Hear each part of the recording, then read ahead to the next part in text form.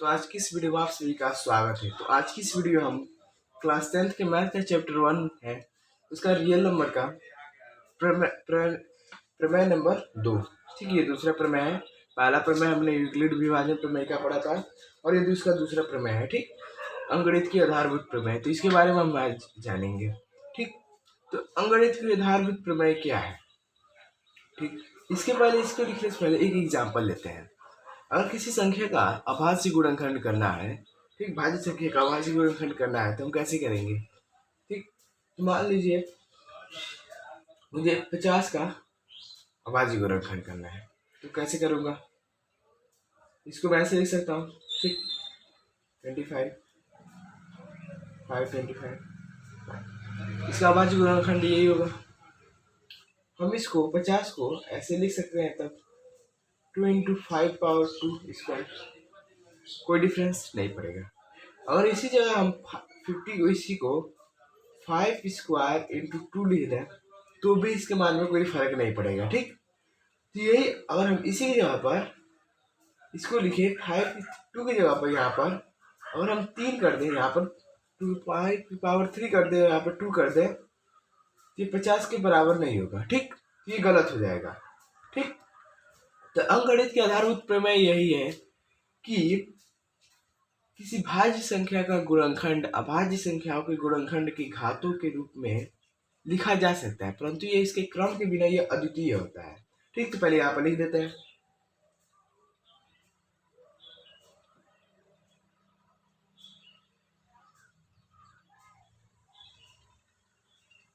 किसी भाज्य संख्या का गुणनखंड, भाज्य संख्या का गुणनखंड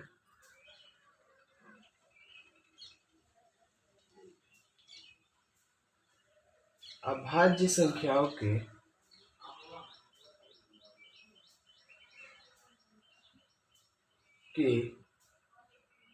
गुणनखंडों के रूप में लिखा जा सकता है,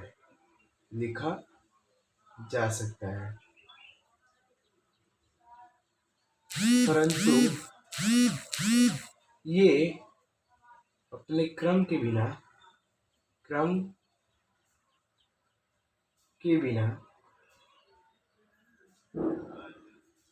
अद्वितीय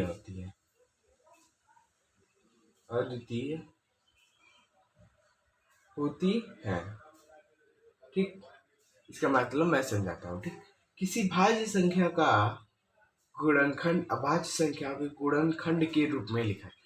ये भाज्य संख्या है 50, इसको अभाज्य संख्याओं के गुणनखंड के रूप में इस तरह लिखा गया है। यहाँ पर अभाज्य संख्याओं के गुणनखंड के रूप में यहाँ पर लिखा गया है। ठीक, यहाँ तक क्लियर हो गया।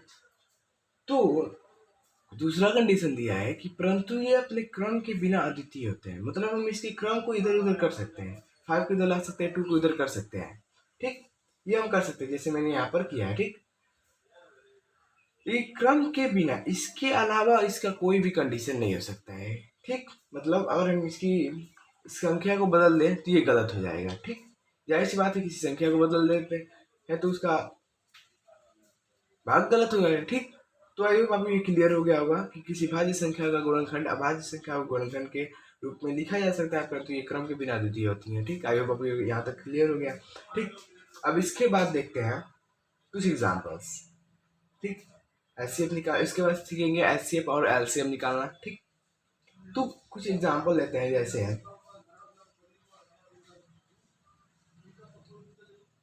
50 का तो मैंने अभी बताया। ठीक,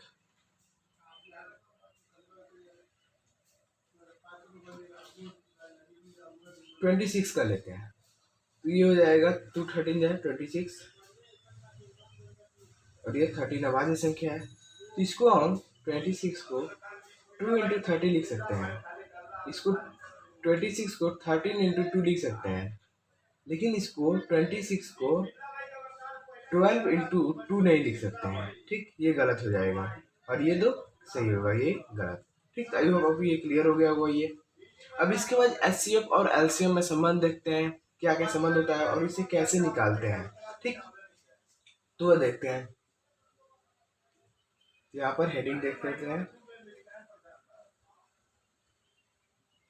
HCF व एलसीएम में संबंध, ठीक।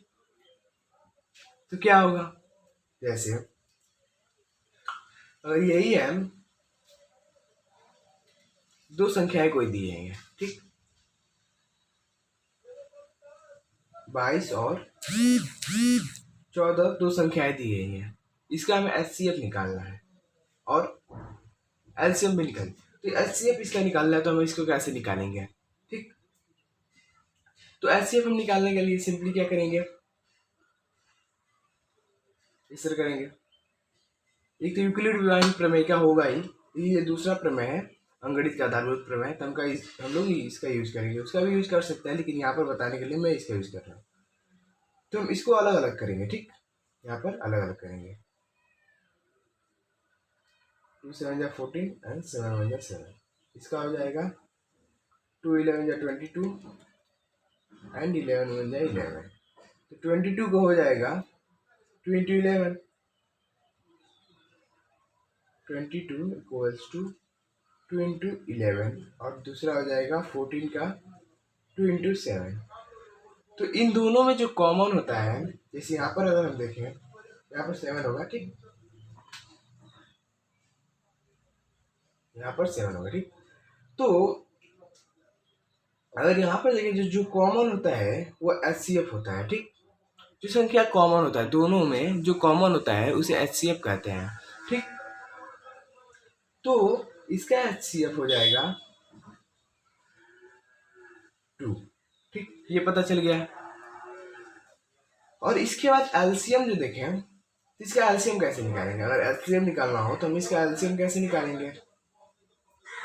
तो यहाँ पर हम देखें तो दो संख्या, तो एक संख्या कॉमन थी, ये संख्या, ठीक। तो इन दोनों संख्या का एक ले लेते हैं, ठीक। जैसे यहाँ पर 2 है तो इसको एक लेंगे, केवल एक 2 लेंगे, और ये जो संख्या बच जाती हैं, जो HCF से बच जाती हैं, वो यहाँ पर आ जाएंगी 11 into 7। तो इसको हम मल्टीप्लाई करेंगे तो ये LCM के बराबर हो जाएगा, ठीक। तो 11 7 जा 77, 77 जा 76, 7 into 2 इक्वल्स टू 154, ठीक। ठीक, आई होप आपको ये क्लियर हो रहा होगा। अब इसके बाद इसमें संबंध देखते हैं। अगर कोई संख्या, ठीक,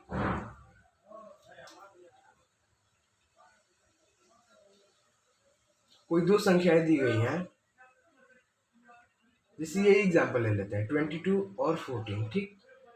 तो 22 को हम A मान लेते हैं और B 14 को मान लेते हैं।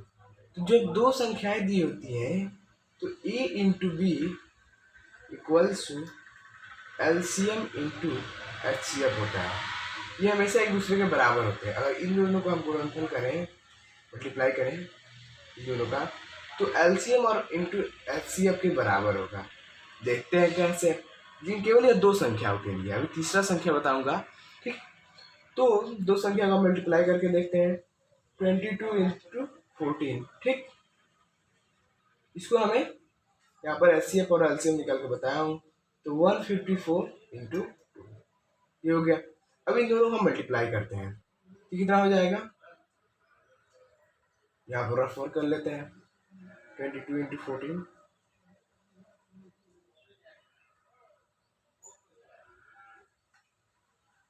308, ठीक, ये हो गया।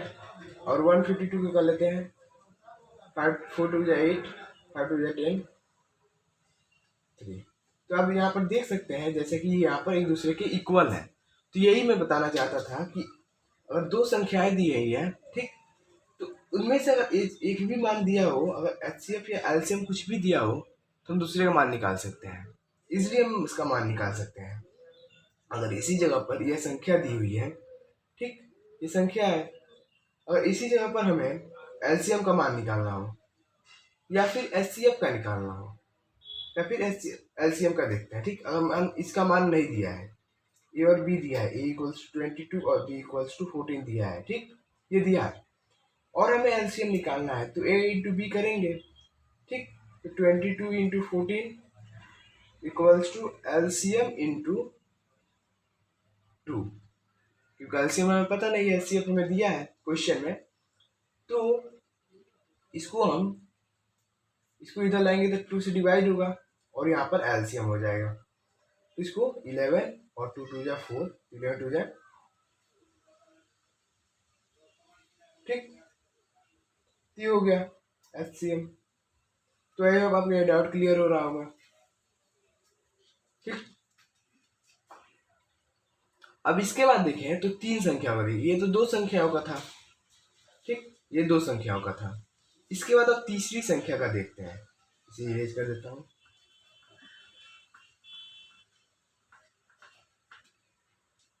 तीसरी संख्या क्या होगा,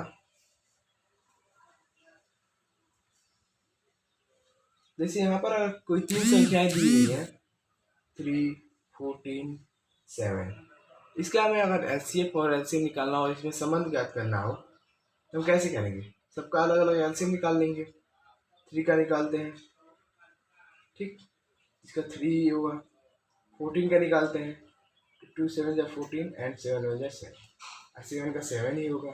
ठीक, इसका एलसीएम हो जाएगा, इसका आभाज्य गुणनखंड हो जाएगा 3 equals to 3, 14 equals to 2 into 7 and 7 equals to 7। ठीक, तो यहाँ पर ये एक दूसरे के बराबर नहीं हो पाती, ये कंडीशन यहाँ पर ट्रू नहीं हो पाता है। अगर यहाँ पर देखें, अगर हम यहाँ पर एलसीएम इंटू एचसीएफ करेंगे और ये इसके बराबर रखेंगे ए इंटू बी इंटू सी, ये एक दूसरे के बराबर कभी नहीं होंगे। ठीक, यही मैं बताना चाहता था कि 2 संख्याओं का गुणनखंड एक दूसरे के बराबर होता है। ठीक, आई होप आपको ये डाउट क्लियर हुआ होगा। अब इसके बाद जो है ये मोस्ट इम्पोर्टेंट क्वेश्चन है जो मैं बताने जा रहा हूँ, और जो भी यहाँ पर मैंने बताया है वो एक्सरसाइज में इसी से रिलेटेड दिया है, तो आपको एक्सरसाइज खुद कर लेना होगा और इसका मैं नोट्स अपलोड कर दूंगा जहाँ से आप देखकर इसको क्लियर भी, डाउट क्लियर भी कर सकते हैं। ठीक, तो एक मोस्ट इम्पोर्टेंट क्वेश्चन है, इसको थोड़ा रेफर कर देता हूँ, ठीक, उसके बाद मैं बताता हूँ। ठीक, तो ये रहा यहाँ पर क्वेश्चन, ये क्वेश्चन बहुत इंपॉर्टेंट है। ठीक, ये एक्सरसाइज में भी दिया गया है। ठीक, इसलिए ये इंपॉर्टेंट क्वेश्चन, इसलिए मैं इसको एक्सप्लेन कर दे रहा हूँ ताकि इससे जो भी रिलेटेड क्वेश्चन होगा ताकि आप इजिली कर सकते हैं। ठीक, तो यहाँ पर दिया है सिद्ध करने की क्या किसी प्राकृतिक संख्या n के लिए 6n अंक 0 पर समाप्त होगी। अगर कोई भी संख्या इस तरह दी हुई हो जो 0 पर समाप्त होगी, 0 पर, तो वह संख्या है, यहाँ पर जो संख्या है, ये संख्या 2 और 5 दोनों से विभाजित होनी चाहिए, केवल एक से नहीं। 2 और 5 है, 2 और 5 इन दोनों से ये विभाजित होनी चाहिए, तभी ये 0 पर समाप्त होगी।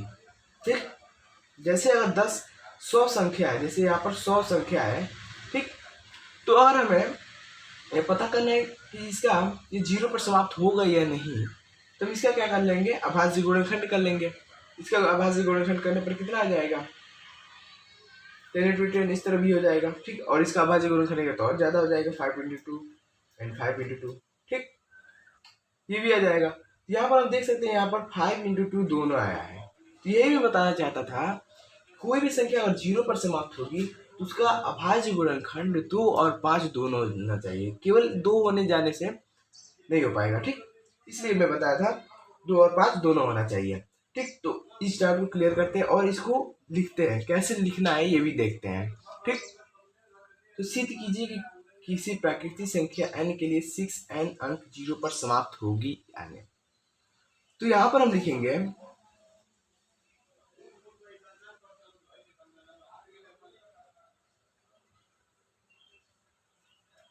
अगर कोई संख्या 0 पर समाप्त होगी तो इसके लिए यह आवश्यक है, ये इतना लिखना बहुत जरूरी है। ठीक, तो इसके लिए यह आवश्यक है कि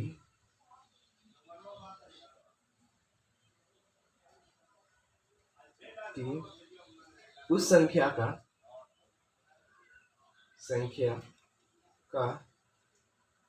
अभाज्य गुणनखंड, क्योंकि हमने यहाँ पर अभाज्य गुणनखंड किया है, ठीक। अभाज्य गुणनखंड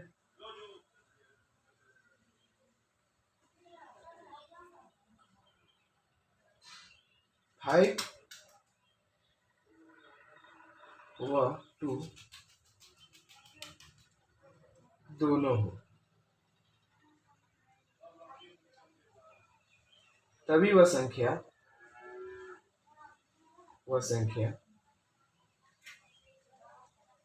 0 पर समाप्त होगी।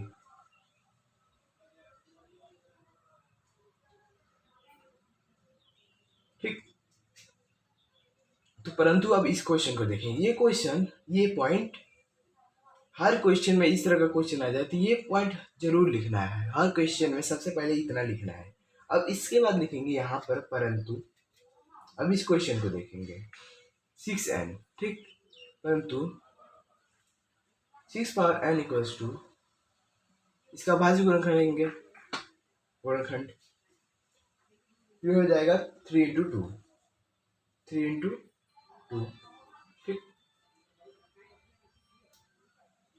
3 इंटू 2 हो जाएगा, ठीक। और इसका पावर n यहाँ पर दिया है, ठीक। यहाँ पर लिख देंगे क्योंकि यह संख्या, क्योंकि इस संख्या का, ठीक। यहाँ पर कर देंगे क्योंकि इस संख्या का अभाज्य गुणनखंड केवल 2 है,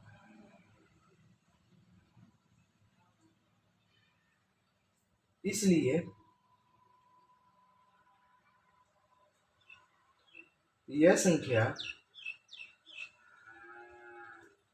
गणित की अंकगणित का आधारभूत प्रमेय के अनुसार, यह संख्या अंकगणित की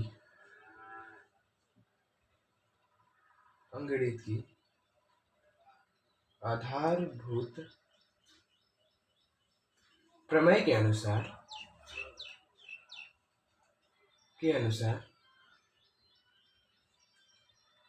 0 पर समाप्त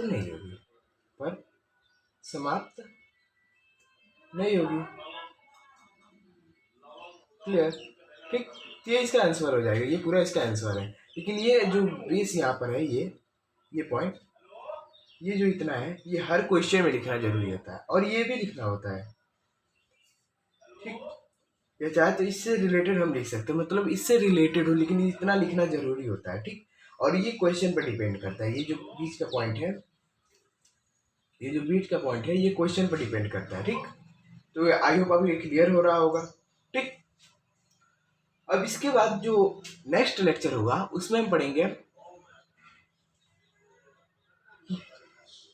कोई संख्या अपरिमेय है तो वो कैसे अपरिमेय है। जैसे √2 अगर ये अपरिमेय है तो मैं इसको कैसे सिद्ध करेंगे कि यह संख्या अपरिमेय है, यही हम सिद्ध करना नेक्स्ट लेक्चर में जानेंगे।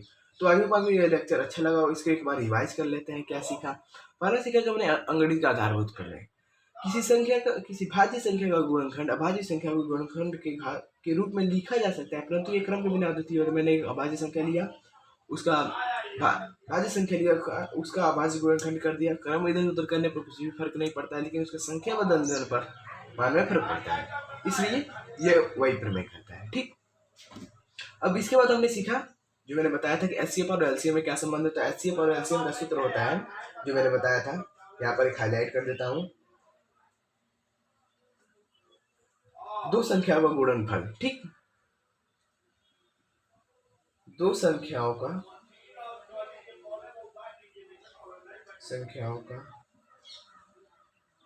गुणनफल equals to HCF into LCM, ठीक। मतलब E into B equals to HCF into LCM, ठीक। आगे पे क्लियर हो गया होगा, ठीक। तो ये इसका फॉर्मूला है एचसीएफ और एलसीएम में, ठीक। अगर यहाँ पर तीन संख्याएं a into B into C equals to, तो एचसीएफ इंटू एलसीएम के ये बराबर नहीं होगा, इसके ये बराबर नहीं होगा। ठीक, तो यहाँ पर डाउट क्लियर हो गया। ठीक, ये दोनों फार्मूला हमें याद रखना है। याद क्या रखना है, हमें इजीली याद हो गया, अभी याद हो गया। अब इसके बाद हमने इसको सिद्ध करना सीखा। ठीक, सिद्ध करेंगे किसी प्राकृतिक संख्या n के लिए 6 अंक में 0 में समाप्त होगी या नहीं। इसी तरह कोई अन्य कोई भी क्वेश्चन दे सकता है कि सिद्ध करेंगे क्या किसी प्राकृतिक संख्या n के लिए 5 पावर n अंक 0 पर समाप्त होगी, 10 पावर n 0 पर समाप्त होगी। जैसे अगर 10 पावर n दे दे 0 पर समाप्त होगी, तो वह 0 पर समाप्त होगी, क्योंकि इसका अभाज्य गुणनखंड करेंगे तो 5 इंटू 2 आएगा। ठीक, तो आई होप आपका डाउट क्लियर हो गया हो। तो शायद, और आप इस चैनल पर नए हो तो इस चैनल को लाइक करना, सब्सक्राइब करना